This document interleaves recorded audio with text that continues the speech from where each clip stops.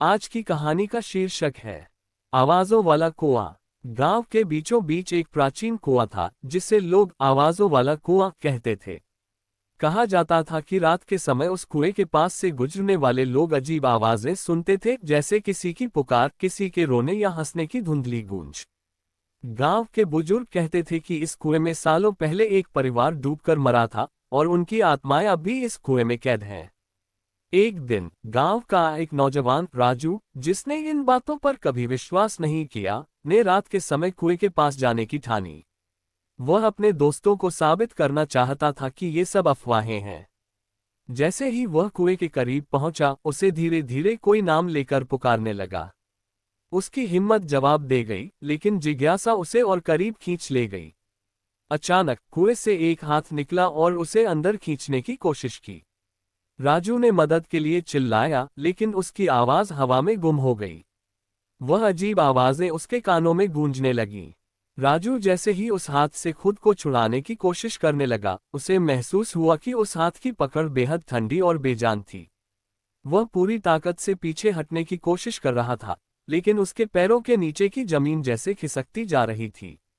अचानक उसे लगा कि कुएं के भीतर से और भी हाथ निकल रहे हैं, मानो उसे अंदर खींचने के लिए बहुत सी आत्माएं इंतजार कर रही थीं। राजू की सांसें तेज हो गईं, उसका दिल जोरों से धड़क रहा था। उसने अपनी पूरी ताकत लगाकर खुद को पीछे खींचा और किसी तरह कुएं के किनारे से खुद को छुड़ाकर गिर पड़ा। उसके हाथ पैर कांप रहे थे, लेकिन वह तेजी से उठकर भागा। पीछे से फिर से आवाजें आने लगीं, हंसने की, रोने की, और फिर किसी ने उसका नाम पुकारा, राजू, वापस आओ। गांव पहुंचकर उसने ये सब अपने दोस्तों को बताया, लेकिन कोई भी उसकी बातों पर यकीन नहीं कर रहा था। उन्होंने इसे महज एक डरावनी कहानी समझा।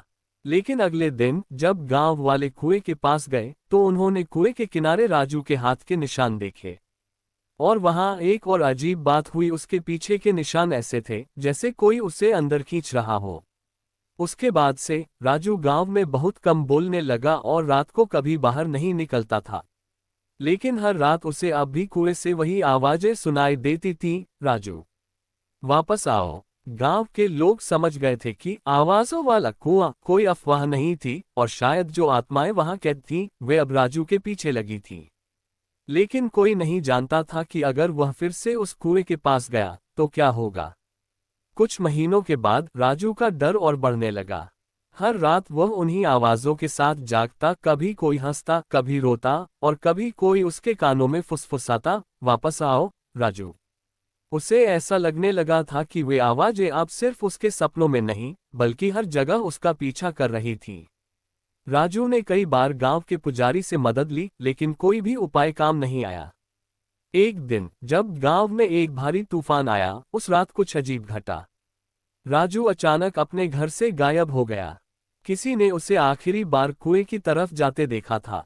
गांव वाले जब उसे ढूंढने निकले तो वही आवाजें तेज हो गईं, जो सिर्फ रात में सुनाई देती थीं।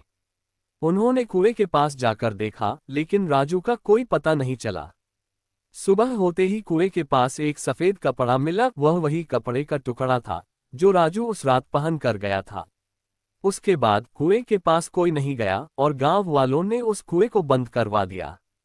लेकिन कई सालों तक गांव में यह बात कही जाती रही कि अगर रात में कोई उस बंद कुएं के पास से गुजरे तो उसे अब भी राजू की आवाज सुनाई देती है, मुझे बचाओ, मैं वापस नहीं आना चाहता। अब वह कुआं वीरान है, लेकिन लोग अब भी उसके पास जाने से डरते हैं। राजू कहाँ गया कोई नहीं जानता, पर उसके गायब होने के बाद से गांव की हवा में हमेशा एक रहस्यमयी खौफ बना रहता है।